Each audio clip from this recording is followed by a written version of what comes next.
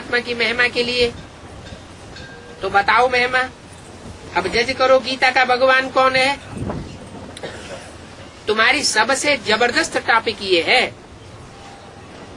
कि गीता का भगवान दादा लेखराज कृष्ण के साकार स्वरूप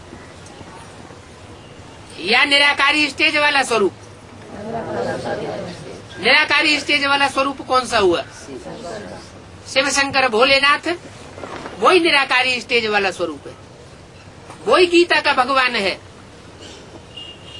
साकार स्टेज में रहने वाला न खुद का कल्याण कर सकता है और न दूसरों का कल्याण कर सकता है। इन दो बातों पर भाषण करने का चिंतन करो। जो भाषण करने वाले हैं उनको भाषण तो सभा में ही करना है, जहाँ नए नए भी आते रहते हैं। जहाँ नए नए आते रहते हैं वो भाषण करने की स्थली में भाषण तो करना है, ताकि पुरानों को नयों को दोनों को मालूम पड़े। पुरानों को तो मालूम ही है, वो तो ब्राह्मणों का फिर आपस में सेमिनार होता है, तुम भाषण करते हो सभा में। जहाँ बेसमझ शूद्र भी बैठे रहते हैं तो उनको भी ये राज समझाना है। बोलो, हमको जास्ती टाइम नहीं चाहिए,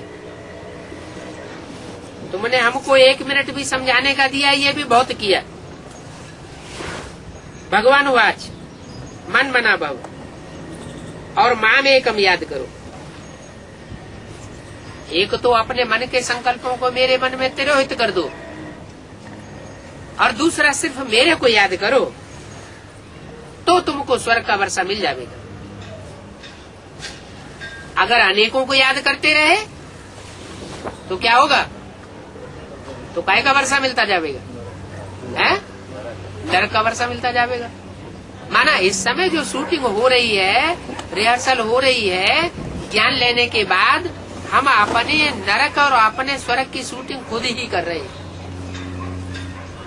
ज्ञान तो हमको मिल गया, बाप के सामने हमने अंजाम कर लिया कि ये पक्का ज्ञान है।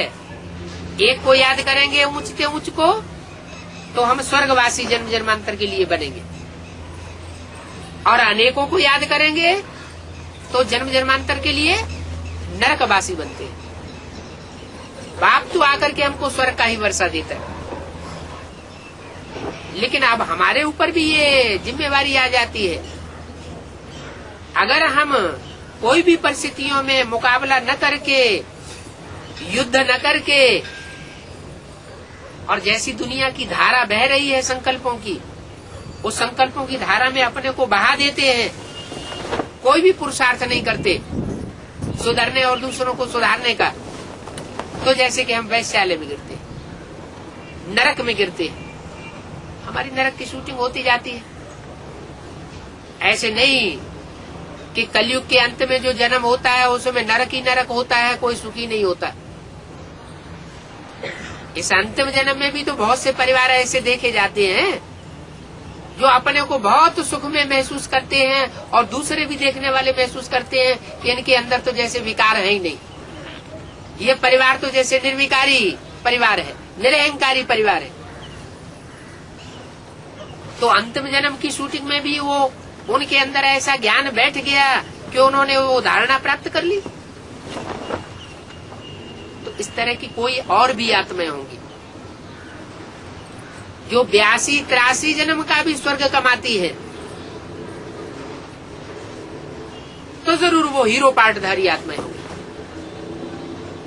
सूर्यवंशी तबक्के की आत्माएं होंगी, दूसरे धर्मों में कन्वर्ट होने वाली आत्माएं नहीं होंगी। उनके अनेक जन्मों के संस्कार ऐसे रहे होंगे कि उन्होंने एक पाप दूसरा न कोई ये स्टेज को अपनाया होगा, माम एकम याद किया होगा, मन मना भव की ऐसी स्थिति को प्राप्त किया होगा। तो कोई दूसरी आत्माएं कर सकती हैं तो हम नहीं कर सकते क्या? जरूर कर सकते हैं, लेकिन उन बातों पर विचार नहीं करते। भगवान की बातों को एक कान से सुनते हैं, दूसरे कान से निकाल लेते हैं, तो अनेक जन्मों का दुख कमाने के निमित्त बन पड़ते हैं।